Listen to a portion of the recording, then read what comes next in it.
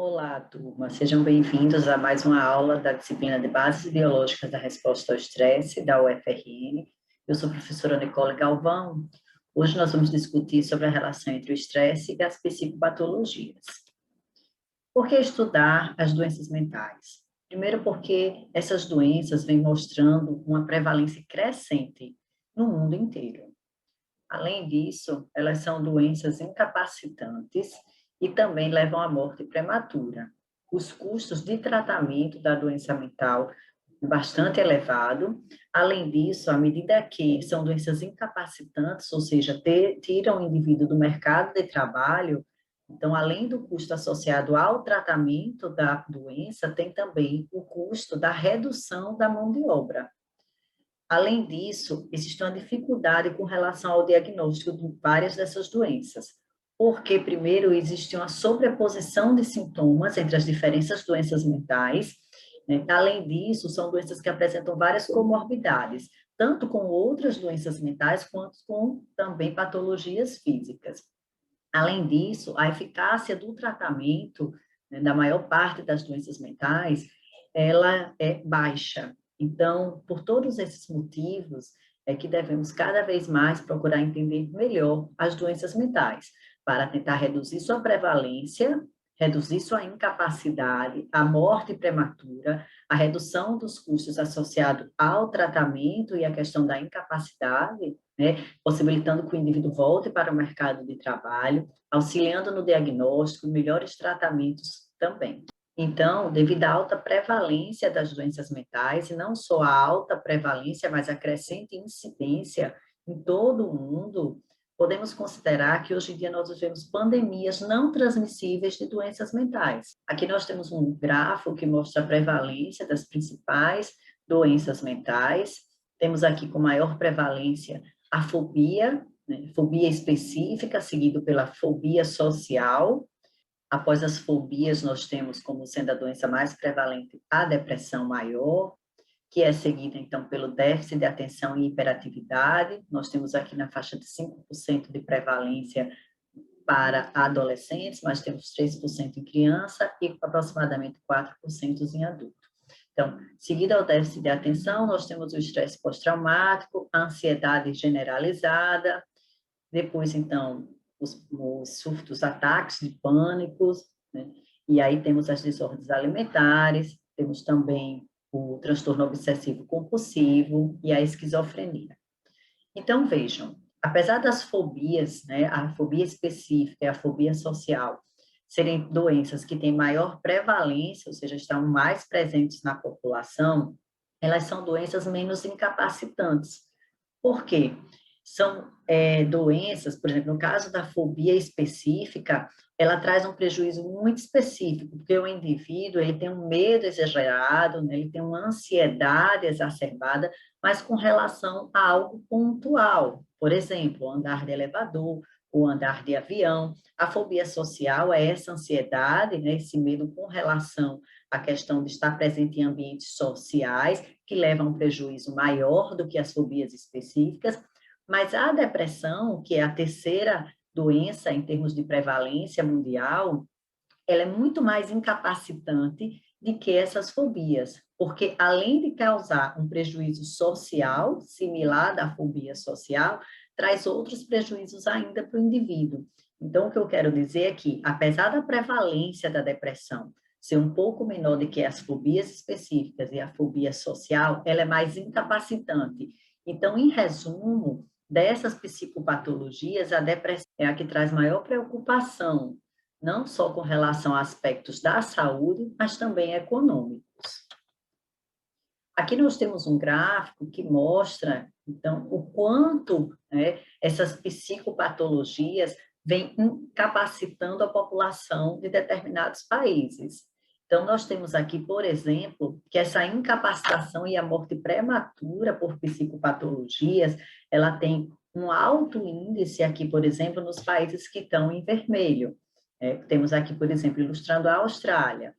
Em seguida, temos os países mais em laranjas, como os Estados Unidos, alguns países da Europa, e assim por diante. Depois vem os países em amarelos, que têm uma incapacitação um pouco mais baixa, e os azuis são aqueles em que né? Essas psicopatologias não vêm causando um grande prejuízo em termos de incapacitar a população. Mas vejam que, na América, de maneira geral, na Austrália e na Europa, nós temos índices de médio a alto em termos de incapacitação da população, causado em função das psicopatologias, o que é bem preocupante, o que mostra, esse gráfico mostra a gente realmente a presença de uma pandemia, né? Uma pandemia não transmissível de psicopatologias. Vejam só, esse gráfico aqui mostra um ranking das doenças mais incapacitantes na década de 90 e aqui em 2017. Vejam só, na década de 90, as doenças respiratórias, as doenças maternais e neonatal, cardiovascular, infecções entéricas, eram as mais incapacitantes. Um tempo depois, né, em 2017, vejam que as doenças cardiovasculares passaram a ser mais incapacitantes, depois o câncer, e aqui já surge como sendo a sexta doença mais incapacitante as desordens mentais. Então, percebam, né, que em aproximadamente 2 décadas, as doenças mentais saíram da 13ª posição para a 6ª posição em termos de doenças mais incapacitantes. Aqui nós temos um gráfico que mostra a porcentagem de incapacitação na população de diferentes países, com relação a diversas psicopatologias. Vejam que em todos os países a esquizofrenia é a doença que causa maior incapacitação. Entretanto, a prevalência da esquizofrenia é baixa. Em seguida da esquizofrenia, nós temos a depressão maior. A depressão, então, é a segunda doença mais incapacitante, tanto para os homens quanto para as mulheres, em diversos países, Japão, China, Brasil, Estados Unidos, na Europa e na Austrália. Vejam só, a depressão, eu chamo mais uma vez a atenção, ela também é uma doença de alta prevalência, por isso que hoje em dia ela é vista como uma das psicopatologias que gera maior preocupação, né, tanto social, quanto econômica, quanto em termos de saúde do indivíduo. Seguida da depressão maior, temos então aqui a depressão bipolar, em que o indivíduo modifica, né, períodos de tristeza de humor elevado. Depois temos as desordens de ansiedade, as desordens alimentares, autismo, déficit de atenção, hiperatividade, desordens de condutas, desordens intelectuais e outras desordens mentais. Esse estudo de 2015 alertou que, além da incapacitação gerada pelas desordens mentais, elas também levavam à morte prematura. E aí mostrou-se que as pessoas que são portadoras de doenças mentais têm aproximadamente 20 anos, né, menos de vida útil, ou seja, eles morrem prematuramente, e essa média de morte prematura é de cerca de 20 anos. Em 2017, 46,6 milhões de adultos americanos, ou seja, quase 20% da população, apresentavam alguma desordens mentais. A prevalência é maior entre as mulheres do que os homens. Apesar desses dados eles serem dos Estados Unidos, esse reflexo é observado, esse mesmo padrão, esse comportamento é observado em outros países também. Então, os jovens adultos, eles têm prevalência maior de doenças mentais, cerca de 25% a 26%, em comparação a adultos um pouco mais velhos, né, e também de que crianças e adolescentes. Então, a faixa etária dos adultos jovens, ela parece ser a mais atingida pelas psicopatologias. Metade das desordens mentais que ocorrem na vida adulta, ela se inicia na adolescência, mas muitas vezes não existe um diagnóstico. É comum que os diagnósticos das desordens mentais eles levem um tempo para ocorrer, principalmente porque, como já citamos, essas desordens mentais, elas compartilham muitos sintomas, então, muitos sintomas presentes, por exemplo, na depressão, está presente no estresse pós-traumático, na ansiedade, então, existe um compartilhamento de sintomas, e também porque elas ocorrem com morbidade, ou seja, o indivíduo pode ter depressão associada à ansiedade, ou a depressão associada a uma obesidade, né, ou um hipotireoidismo, enfim, existe uma comorbidade muito elevada entre as doenças mentais, não só entre elas, mas elas e outras patologias físicas, e isso dificulta um pouco o diagnóstico. Porém, né, estima-se que quase metade dos adolescentes americanos já tiveram algum tipo de transtorno mental ao longo da vida. E só que 22% desses, né, tinham algum comprometimento grave. Na Europa, 20% da população apresenta já um diagnóstico com alguma desordem mental. Vejam aqui esse gráfico, ele mostra, mais uma vez, a prevalência entre homens e mulheres com relação a qualquer desordem mental. Eles não fizeram distinção com relação à desordem mental, então, esse gráfico ele mostra o conjunto, a somatória dos desordens mentais. As mulheres apresentam maior prevalência do que os homens, e vejam que a prevalência também das desordens mentais vai crescendo com a idade. Então, vejam aqui que entre adolescentes de 13 a 14 anos já apresenta faixa de 45% de prevalência, e essa prevalência vai aumentando. Outra informação muito relevante é que, além da prevalência da desordem mental ela aumentar à medida que o indivíduo se torna adulto, né, então tendo a maior prevalência nos adultos jovens, a cada nova geração, a incidência de novos casos também vem crescendo. Ou seja, a geração dos nossos avós, né, a incidência das desordens mentais era muito menor do que as dos nossos pais, do que as nossas. Então, a geração dos nossos filhos, dos nossos netos, vão apresentar maior incidência de desordem mental, pois os estudos mostram que a cada nova geração, a incidência, que é a ocorrência de novos casos de desordens mentais, vem crescendo de maneira exponencial, o que também é bastante preocupante.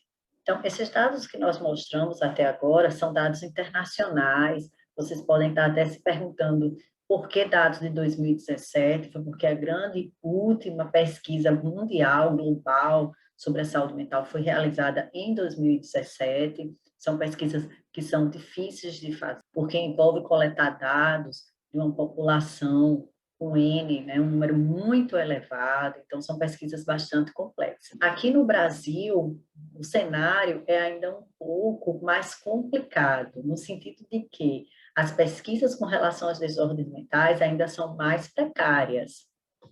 Vejam só, temos aqui esse artigo de 2014, que foi um artigo que buscou, né, a prevalência das desordens mentais dentro dos usuários do sistema do SUS, do Sistema Único de Saúde, em algumas cidades do país.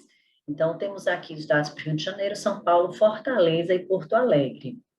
Veja que a amostra populacional ela é muito mais discreta do que das amostras populacionais feitas nos estudos no exterior, porém, né, são os dados que nós temos de maior confiabilidade para apresentar.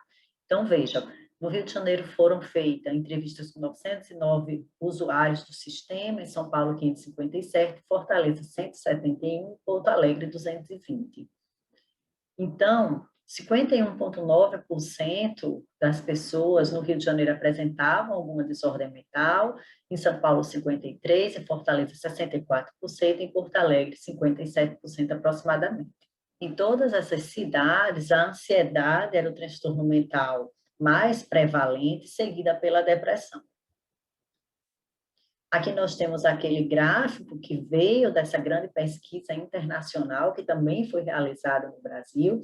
É um gráfico que mostra a incapacitação gerada pelas principais, né, desordens mentais, de acordo com o Estado. Então, nós temos aqui que, assim como ocorre nos outros países do mundo, a esquizofrenia é o transtorno mental mais incapacitante, seguida pela depressão maior, pela depressão bipolar, ansiedade, desordens alimentares e assim por diante. Então, o perfil, a distribuição da incapacitação pelas psicopatologias, ela se mantém também no Brasil, né, como ocorre nos países, outros países do mundo. Também nós temos aqui, vejam só, que as mulheres também são mais afetadas. Algumas psicopatologias específicas, a gente tem uma maior prevalência nos homens e também uma maior incapacitação, por exemplo, déficit de atenção e hiperatividade é mais prevalente nos homens, alguns transtornos de abuso de droga também. Mas a maior parte das psicopatologias, elas realmente são mais prevalentes nas mulheres. Temos aqui o dado para o Rio Grande do Norte, para quem tiver interesse de olhar com maior detalhes. Então, vejam só, estamos conversando por que estudar as doenças mentais. Já falamos sobre a prevalência dessas doenças, que elas são relativamente altas, né? Além disso, é uma prevalência que vem se mostrando ser crescente, né, a cada nova geração. Podemos dizer até que as doenças mentais são pandemias não transmissíveis. Falamos sobre a incapacitação gerada por essas doenças mentais, né? Sabemos também que os custos para tratamento e também à medida que retira o indivíduo do mercado do trabalho, né, fazem com que essas doenças mentais sejam realmente algo que preocupa os sistemas não só de saúde, mas os governos de maneira geral, porque são doenças que têm um grande custo associado, né, à incidência da patologia. Agora vamos começar a conversar um pouco sobre a dificuldade do diagnóstico. Já citamos aqui que existe uma dificuldade de realizar o diagnóstico das doenças mentais, porque elas ocorrem muitas vezes em comorbidades, seja entre doenças mentais ou com outras patologias físicas, e também porque existe uma sobreposição de sintomas. Então, para tentar reduzir a dificuldade associada ao diagnóstico, existe o DSM, que é um manual, né, da Sociedade Americana de Psiquiatria, que define cada uma dessas desordens mentais. Então, essas desordens mentais, elas são classificadas e definidas de acordo com sintomas. Havia uma expectativa que já esse DSM-5, que é a versão mais recente desse manual, trouxesse algum biomarcador já dentro da classificação de pelo menos algumas psicopatologias, mas isso não aconteceu. Não aconteceu porque, de fato, os estudos sobre biomarcadores nas desordens mentais ainda precisam ser melhor validados. É interessante porque o surgimento do DSM se deu a partir dessa compreensão da dificuldade do diagnóstico com relação às psicopatologias. Teve um estudo muito interessante realizado nos Estados Unidos que mostrou, que evidenciou essa dificuldade de diagnóstico e uma incoerência com relação aos diagnósticos que estavam ocorrendo em diferentes países. Vamos, antes de ilustrar esse estudo, vamos exemplificar aqui que, por exemplo, aproximadamente na década de 60% dos diagnósticos psiquiátricos em Nova York era de esquizofrenia, enquanto esse índice em Londres era de aproximadamente 30%. E 50% da população londrina, né, hospitalar, dos hospitais psiquiátricos, eles tinham maior diagnóstico de depressão, de mania, de neurose e não de esquizofrenia. Então, existia uma diferença muito grande no tipo, né, de incidência e de prevalência das psicopatologias existentes na Europa e na América. Então, eles quiseram descobrir o que de fato estava acontecendo. Será que realmente os tipos de psicopatologias estavam emergindo de forma diferente entre esses países ou seria um erro de diagnóstico? Na década de 70, um pesquisador americano resolveu fazer um estudo que testava qual seria realmente a eficácia de um diagnóstico psiquiátrico lá na América. Algumas pessoas foram selecionadas para participar dessa pesquisa, elas foram orientadas a agirem como se tivesse algum diagnóstico psiquiátrico, então elas entenderam sobre a determinada psicopatologia, sobre os sintomas, e aí, então, foram levadas a diferentes hospitais psiquiátricos americanos, onde passaram por entrevistas clínicas, ou seja, foi fornecido um diagnóstico para aquele indivíduo, e eles foram internados. Só depois que tudo isso aconteceu, é que o pesquisador revelou para aquelas instituições que, na verdade, aquele indivíduo não sofria de nenhuma doença mental, e tudo isso fazia parte de um estudo científico que tentava mostrar que, na verdade, os diagnósticos dentro da saúde mental, eles não estavam sendo realizados de maneira adequada. Então, foi esse estudo que evidenciou, né, de maneira mais acentuada essa dificuldade, esse erro de diagnóstico que estava existindo dentro da psiquiatria. Então, além daqueles dados que já mostravam uma diferença de prevalência relevante entre as doenças mentais na Europa e na América, esse estudo, então, trouxe realmente de maneira mais assertiva essa questão da dificuldade do diagnóstico psiquiátrico. Então, o resultado desse estudo fez com que a Sociedade Americana de Psiquiatria elaborasse um novo DSM, que teria, então, maiores informações e mais rigor na questão do diagnóstico dessas doenças. Esse novo volume, que foi a terceira edição, ela traz muito mais informações do que as duas edições anteriores, e também isso fez com que os outros países, né, não só a América, começassem também a usar mais o DSM. Isso fez com que a prevalência das psicopatologias entre os diferentes países ela se tornasse mais uniforme. E aí, o DSM ele passou realmente a ser um guia tem outros, existem outros guias, mas ele passou a ser o guia mais utilizado na questão do diagnóstico das desordens mentais. Hoje nós já temos o DSM-5, aqui nós temos ilustrado os DSM-4 e sua revisão, que foi feita em 2000, mas hoje nós já temos os DSM-5.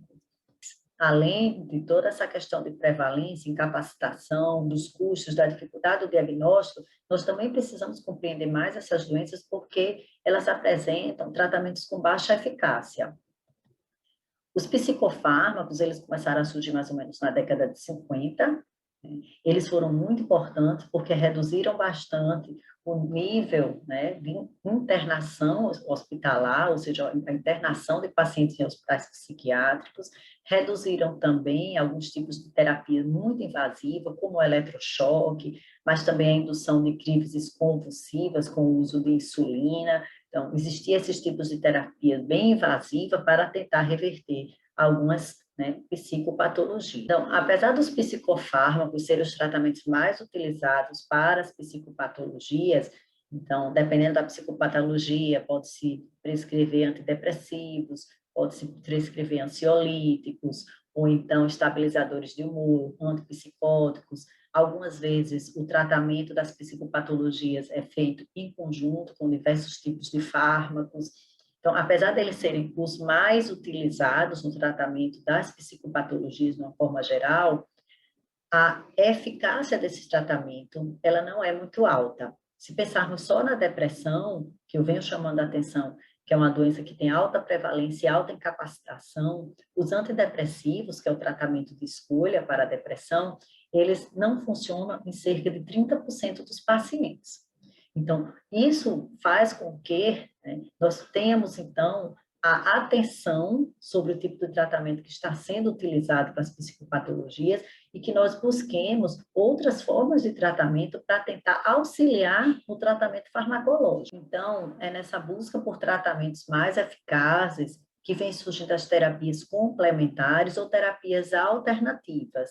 Vamos ilustrar aqui alguns exemplos dessas terapias para a depressão maior. O exercício físico, né, pode ser uma terapia complementar à terapia farmacológica na depressão maior ou até mesmo uma terapia alternativa. Para aqueles casos de depressão maior que não são tão graves, aqueles casos mais recentes, o exercício físico vem se mostrando de maneira isolada como um tratamento monoterápico, um forte redutor dos sintomas depressivos. Vejam aqui esse estudo. Nós temos um grupo de pacientes com depressão que foi tratado pelo exercício físico, apenas pelo exercício físico, e outro pela medicação. Isso aqui é um grupo controle que não recebeu tratamento. Então, vejam só que após algumas semanas de intervenção, né, ou seja, após precisamente 16 semanas de intervenção, os níveis de sintomas depressivos, eles caem de maneira similar, tanto para o grupo da medicação quanto do exercício físico, mostrando a eficácia desse tratamento alternativo, né, para a redução dos sintomas depressivos. Esse outro estudo aponta que o exercício físico não é importante apenas para a redução de sintomas, mas também para a remissão da doença.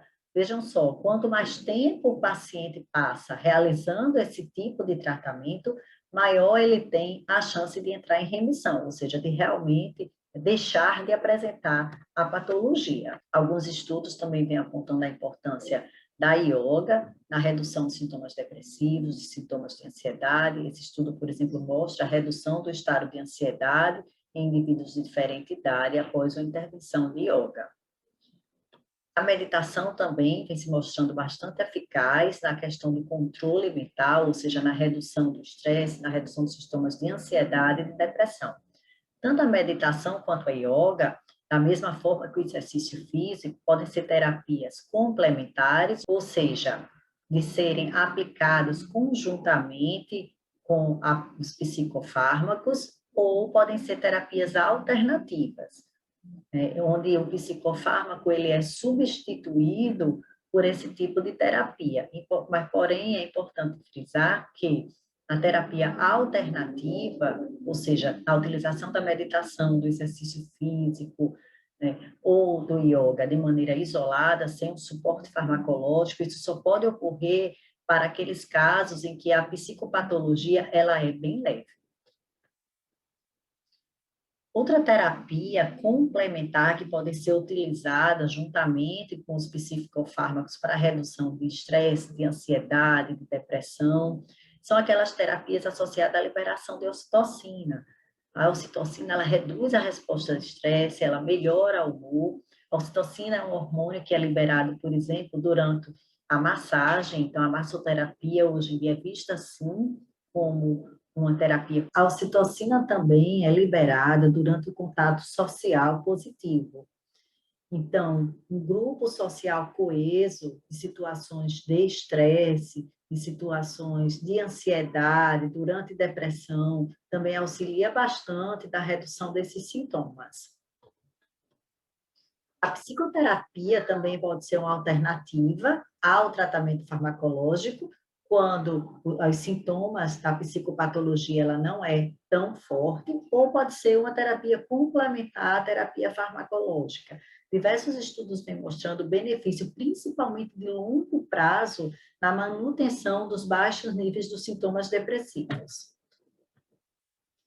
Os canabinoides, que são moléculas presentes na maconha e que mimetizam os endocannabinoides, também vem sendo uma nova terapia proposta para a redução principalmente de ansiedade, né? Alguns pesquisadores vêm propondo também sua ação antidepressiva, porém tem sido observado maior sucesso realmente no uso dos canabinoides, principalmente do CBD, para a redução da ansiedade. Vimos que os endocannabinoides eles são importantes para a redução da resposta ao estresse. Por fim, os alucinógenos, sejam aqueles psicodélicos clássicos ou não clássicos, como os entactógenos, que são o MDMA, que é o principal componente do êxtase, ou a ketamina, que é um anestésico, porém em baixas doses, também é alucinógeno. Então, existem algumas drogas alucinógenas hoje em dia que vêm sendo testadas para diferentes psicopatologias. Por exemplo, o transtorno de estresse pós-traumático ou a depressão resistente ao tratamento. A ketamina ela já recebeu aprovação, ela já vem sendo utilizada dentro de ambientes clínicos, então não é um tratamento para ser feito em casa. Ela foi liberada nos Estados Unidos, aqui no Brasil, para o uso da depressão resistente ao tratamento. O MDMA está em fase final de teste nos Estados Unidos. Acreditamos que dentro de 1 ou 2 anos, essa droga também vai estar sendo utilizada para o tratamento do estresse pós-traumático e os psicodélicos clássicos, o qual inclui a ayahuasca, o LSD, a psilocibina, que é o chá de cogumelo, também vem sendo testado em diferentes estudos para o tratamento de depressões graves. O DSM-5 traz capítulos que trazem o diagnóstico, as características, a sintomatologia de diversos transtornos mentais. Alguns desses transtornos são relacionados ao estresse. Temos aqui o capítulo de transtornos relacionados a trauma e a estresse, que, por exemplo, inclui o transtorno de estresse pós-traumático. Porém, apesar de existir esse capítulo destinado a relacionar algumas psicopatologias e o estresse, diversos outros transtornos mentais também são altamente relacionados com o estresse crônico. Os transtornos depressivos, o transtorno de ansiedade. Estudos recentes vêm mostrando, inclusive, que a esquizofrenia, alguns surtos psicóticos também podem ter forte relação com o estresse. Então, por isso que é importante a gente compreender um pouco as bases biológicas da resposta ao estresse, entender como é que esse funcionamento fisiológico se altera durante um estágio de estresse crônico, pois o estresse crônico ele é altamente correlacionado com diversas psicopatologias. A relação entre o estresse crônico e as psicopatologias pode ser abordada de duas maneiras. Primeiro, é entendendo a sensitividade ao estresse. Fatores genéticos e a história de vida pós-natal podem fazer com que o indivíduo seja mais resiliente ou mais vulnerável às consequências do estresse crônico, o que está altamente correlacionado com a incidência de psicopatologias. Além da sensitividade ao estresse, a sensibilização ao estresse, ou seja, a exposição a agentes estressores crônicos sucessivamente ao longo da vida, também pode estar relacionado ao surgimento de psicopatologias. Vamos entender melhor esses dois aspectos que relacionam o estresse crônico e o surgimento de psicopatologias. Vamos iniciar entendendo sobre a sensitividade ao estresse e, em seguida, a gente discute a sensibilização ao estresse. Então, em termos de genética, sabemos que existem alguns genes que fazem com que o indivíduo seja mais resiliente, né? Então, ele tenha menor chances de adoecer de alguma psicopatologia. Por exemplo, vamos ilustrar aqui no caso da depressão. Alguns genes, como o do transportador de serotonina, existem alelos que são protetores, o alelo longo é um alelo protetor, enquanto o alelo curto é um alelo que leva à vulnerabilidade. Então, pessoas que apresentam duas cópias do alelo curto têm maior probabilidade de desenvolver depressão. Não quer dizer que a presença desse alelo seja algo determinante da incidência da psicopatologia, mas a presença dessa carga genética junto com fatores ambientais faz com que o indivíduo seja mais vulnerável, enquanto a presença dos alelos longos fazem com que o indivíduo seja mais resiliente. Além do alelo do transportador de serotonina, outro gene envolvido na questão de resiliência e vulnerabilidade ao estresse é o gene do BDNF. O BDNF é uma proteína que participa da plasticidade sináptica, então é um modulador de vias neurais. Além de poder gerar neuroplasticidade, o BDNF também induz neurogênese, que é a formação de novos neurônios. Então, existe um alelo protetor, que é o alelo VAL66, e um alelo que leva à vulnerabilidade, que é o MET66. Indivíduos portadores de duas cópias do MET66, eles são menos resilientes, são mais vulneráveis ao estresse crônico e têm maior chance de desenvolver uma psicopatologia caso haja uma interação com um ambiente desfavorável. Além da carga genética, que pode tanto proteger o indivíduo quanto pode deixá-lo mais vulnerável, a primeira infância é um momento também muito especial para determinar se o indivíduo ele vai ser resiliente ou vulnerável com relação às psicopatologias. Na primeira infância, o cérebro é muito plástico, ele está sofrendo uma série de modificações. Então, se aquele cérebro recebe informações positivas, interações positivas do meio ambiente, ele vai responder positivamente, ou seja, ele vai criar conexões positivas, vai ser um cérebro mais resiliente. Por outro lado, se ele passa por um trauma muito severo, se é exposto à situação de estresse crônico, aquele cérebro que está em desenvolvimento pode formar conexões que não são muito favoráveis e tornar o indivíduo mais vulnerável. Então, vejam aqui, o trauma na infância pode alterar vias cerebrais, tornando o indivíduo mais vulnerável. Essas alterações não ocorrem apenas a nível biológico, mas também ocorrem a nível cognitivo. O indivíduo começa a apresentar dificuldade de raciocínio, pode apresentar problemas de linguagem. Além disso, alterações físicas, né, distúrbios de sono, desordens alimentares, um funcionamento ineficaz do sistema imunológico, cardiovascular, alterações também com relação às emoções. Uma alteração muito importante pode ser que a resposta ao estresse desse indivíduo ela seja mais sensitiva, ou seja, torne o indivíduo mais responsivo a agentes estressores. Além disso, o indivíduo pode ter mais sentimentos de culpa, baixa autoestima. Além dos problemas emocionais, pode ser que ocorra também problemas de relacionamentos e problemas de comportamento. E tudo isso culminar ainda na infância com o surgimento de uma desordem mental.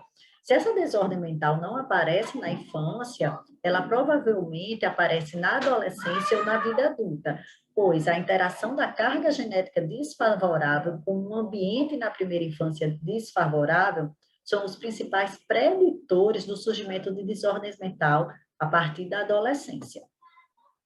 Vejam aqui, uma criança, quando é exposta a um trauma, ela tem alteração no eixo da resposta ao estresse. Sabemos que o eixo de resposta ao estresse, tanto o sistema simpático quanto o eixo HPA, está relacionado ao funcionamento do sistema imunológico. O estresse crônico relacionado ao trauma, ele vai desequilibrar o funcionamento do sistema imunológico, fazendo com que vias inflamatórias sejam ativadas. Essa inflamação, ela leva a um desequilíbrio no organismo por inteiro, pode causar neurodegeneração, alteração ainda mais severa do sistema de resposta ao estresse.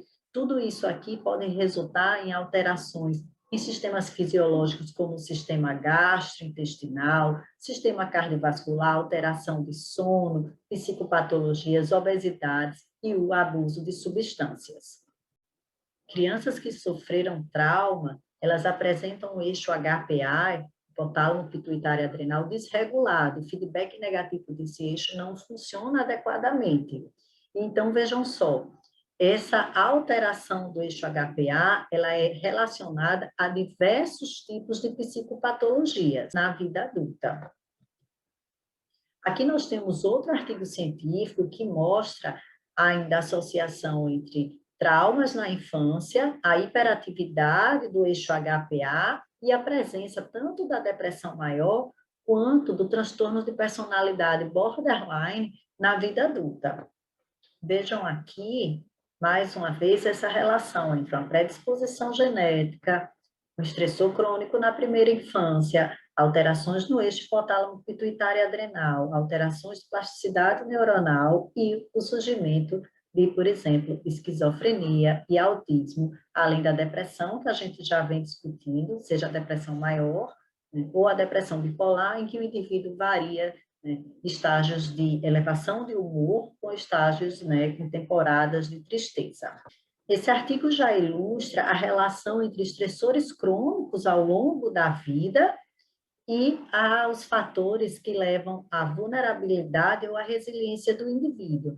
Então, vejam só, discutimos que a carga genética e a primeira infância podem gerar fenótipos de indivíduos resilientes ou vulneráveis. Ao longo da vida, esses indivíduos vão passando por situações de estresse, né? Esses estressores crônicos ao longo da vida, ao interagir com esses fenótipos de vulnerabilidade e de resiliência, culminam no surgimento ou não de uma desordem mental. Essa desordem mental ainda pode aparecer de forma transiente ou de forma recorrente, que seriam, então, aquelas desordens mentais mais severas. Então, vejam só que o estresse, ele é aqui um gatilho para o surgimento de uma desordem mental, principalmente em pessoas mais vulneráveis. Fica muito clara essa relação entre o estresse crônico e o surgimento da psicopatologia para alguns tipos específicos de doenças mentais. Por exemplo, o estresse pós-traumático, né, que já é uma das desordens mentais que estão dentro daquele capítulo do DSM-5 que relaciona ao surgimento da psicopatologia e o estresse crônico. Porém, o estresse crônico ele pode ser um gatilho, ele pode ser um indutor do surgimento de outras psicopatologias que não estão dentro daquele capítulo das desordens associadas ao estresse.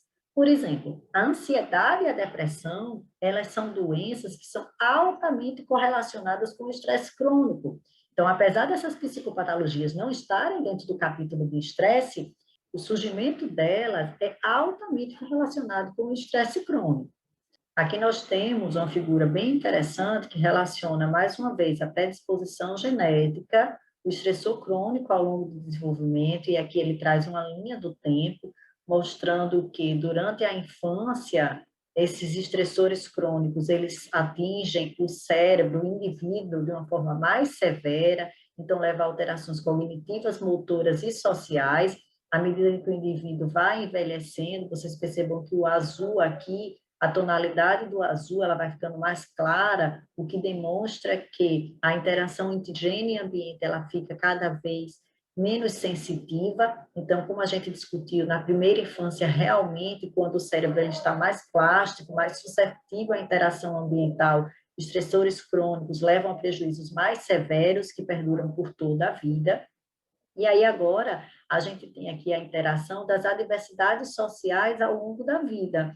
Então, essa adversidade social ao longo da vida, junto com a predisposição genética, com o estresse crônico na primeira infância, vai fazendo com que o indivíduo desenvolva sintomas de ansiedade e depressão, modificações de comportamento social, e isso tudo, por exemplo, está associado ao surgimento de psicose em alguns indivíduos.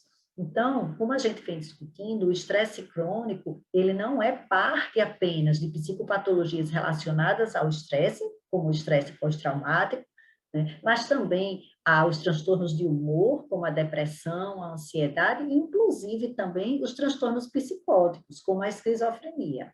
Esse estudo mostra que, após uma injúria cerebral, essas células irão se reorganizar e essa reorganização neural, ela pode levar a prejuízo de funcionamento no eixo HPA. Então, esse eixo ele pode começar a funcionar de forma hiperativada, e isso vai facilitar o surgimento de crises epilépticas. Então, podemos perceber que compreender a resposta ao estresse, os seus benefícios e os prejuízos associados ao estresse crônico é fundamental para compreender melhor o surgimento de algumas psicopatologias. Mas não só o surgimento dessas psicopatologias, para entender as bases biológicas da psicopatologia. Discutimos no início da aula que, atualmente, as psicopatologias elas são diagnosticadas com base nos sintomas, mas sabemos que existem alterações fisiológicas associadas a essas psicopatologias. E uma grande linha de pesquisa hoje em dia, em todo o mundo, é descobrir biomarcadores que possam auxiliar nesse diagnóstico. Então, no mundo inteiro, existem vários projetos multicêntricos que procuram por esses biomarcadores. Um desses projetos é um projeto americano que se chama o RDoc. Então, no RDoc, inúmeros biomarcadores moleculares ou de imagem, muitos deles associados à resposta ao estresse, por exemplo, medidas de cortisol, cortisol sanguíneo, cortisol salivar, medidas de proteínas do sistema imunológico, as citocinas inflamatórias e anti-inflamatórias, que também são relacionadas à resposta ao estresse, neurotrofinas, como o BDNF, que nós vimos que é também relacionada à resposta ao estresse, o hormônio ocitocina, enfim, diversos marcadores bioquímicos, eles vêm sendo investigados como os possíveis biomarcadores de diversas psicopatologias. Além dos biomarcadores bioquímicos, biomarcadores de imagem, alterações no funcionamento cerebral, diante de um teste cognitivo, por exemplo, ou estudos de polissonografia, também vem sendo desenvolvido a fim de validar novos marcadores que possam auxiliar no diagnóstico das diferentes psicopatologias. Não é um trabalho fácil, porque, como conversamos no início da aula, as psicopatologias elas ocorrem muitas vezes em comorbidades, e as psicopatologias elas compartilham sintomas. Então, esse processo de validação de biomarcador não é fácil. Os estudos na área vêm avançando, mas é preciso ainda um grande esforço para conseguir provar, validar um biomarcador eficaz. Muito provavelmente, essas psicopatologias elas serão relacionadas não a um biomarcador exclusivo, mas um conjunto, um painel de biomarcador, que é justamente o que procura estudos como esse do RDoc.